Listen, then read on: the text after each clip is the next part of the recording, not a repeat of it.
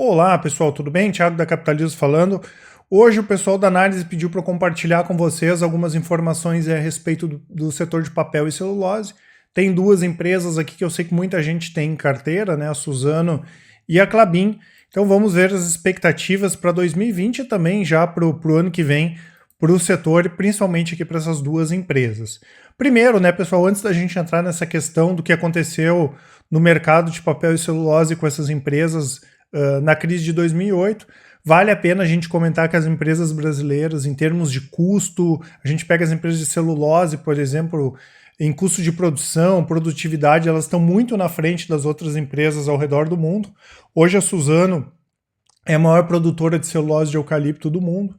A Klabin é a maior produtora e exportadora de papéis de embalagem do Brasil e líder na produção de embalagens de papel, uma empresa que tem mais de 120 anos e ela tem até uma receita mais diversificada do que a Suzano, que pode ser uma vantagem também, principalmente em termos aí de vacas magras. Então a gente tinha já Suzano no mercado em 2008, tinha a VCP, que era do Votorantim, tinha a Aracruz, né, que era uma empresa fantástica, uma governança conhecida aí no resto do mundo, né?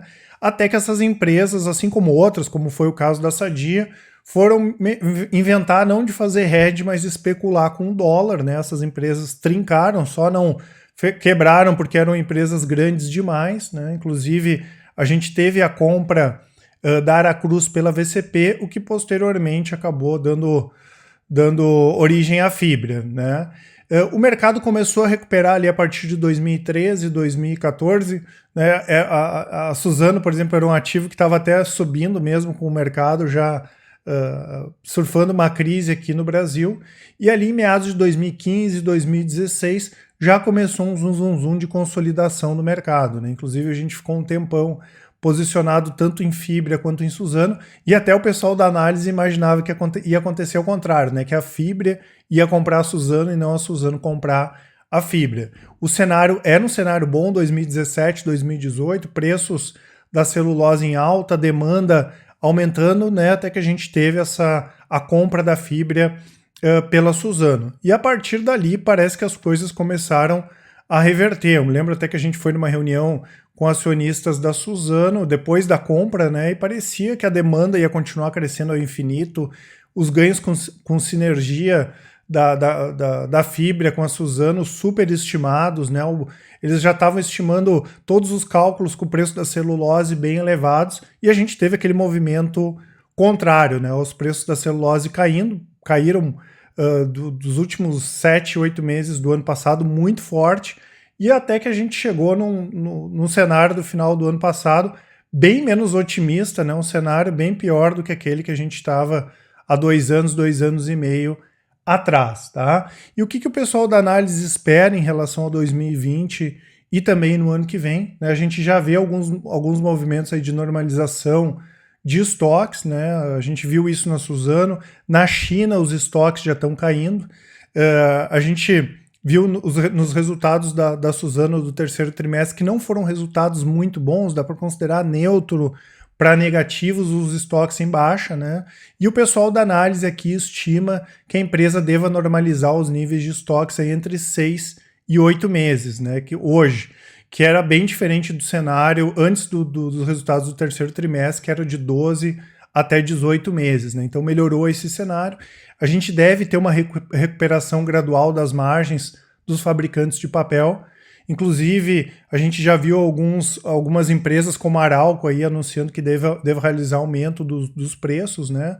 E a gente vai ver pouca entrada de nova capacidade de produção, né? O que acaba sendo positivo também, o que contribui com os preços, né? Porque se a gente visse um cenário da produção aumentando sem parar, ia ser pior, né? Até porque tem muita empresa no mundo aí que está rodando abaixo do custo de produção, tá? Então os preços parecem estar num piso, quando a gente olha agora, devem se recuperar com mais força aí a partir do segundo trimestre desse ano, só que ainda a gente vai ter os estoques elevados, né? Então essa questão dos estoques elevados vai meio que podar um pouco de uma alta mais acelerada aí do preço da celulose, e a gente deve ter também, à medida que a questão da guerra comercial se atenua, a gente deve ver um aumento da demanda também, principalmente na China, né? A Suzano pode sofrer um pouco mais nesse contexto, até porque ela depende mais de celulose, ela depende mais da China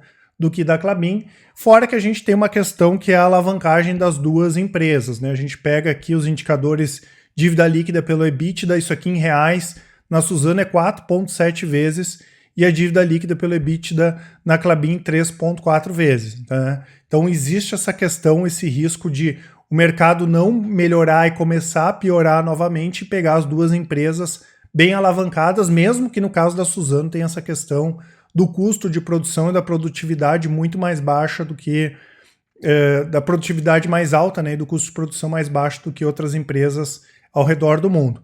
No caso da Klabin, a gente tem o risco ainda de execução no projeto de Puma II, porém, né, até agora a empresa está alinhada com o cronograma, né, ela deve inaugurar a primeira máquina em maio do ano que vem, lembrando que é um projeto gigantesco, né, pessoal, nos próximos 5 anos aí a Klabin deve investir mais de 9 bilhões de reais.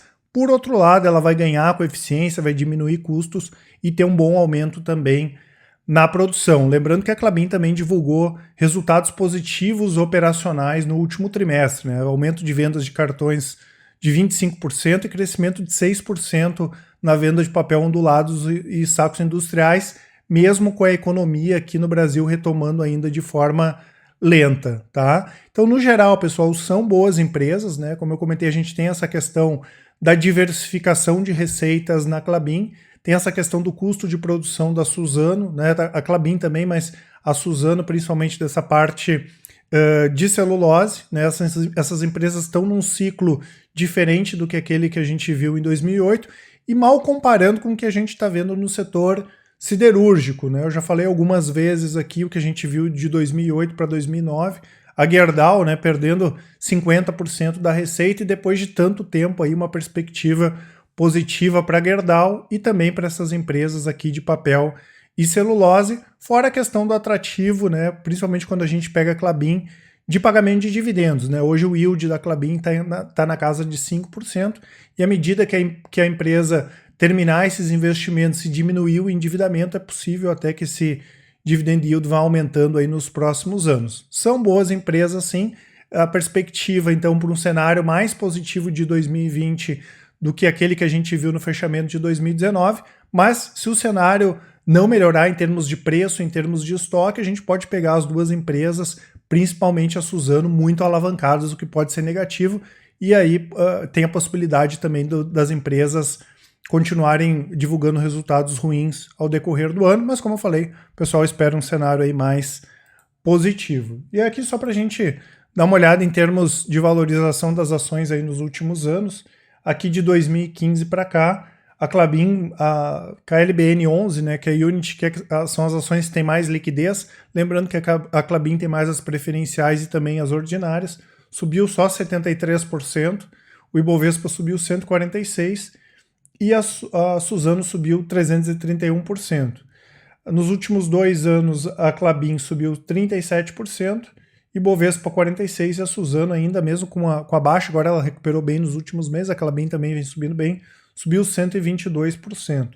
Já nos últimos 6 meses aqui, Ibovespa 14%, Klabin 35% de alta e a Suzano 33%. Já esse ano aqui as duas subindo bem, né? Klabin 13,5%, Suzano 8,24% e o Ibovespa aí com alta de 2,78%. Deixo aqui para finalizar, né, pessoal, para quem quiser conhecer um pouco mais dos nossos produtos de recomendações, nós temos o Top Renda Fixa, são recomendações de renda fixa e tesouro direto.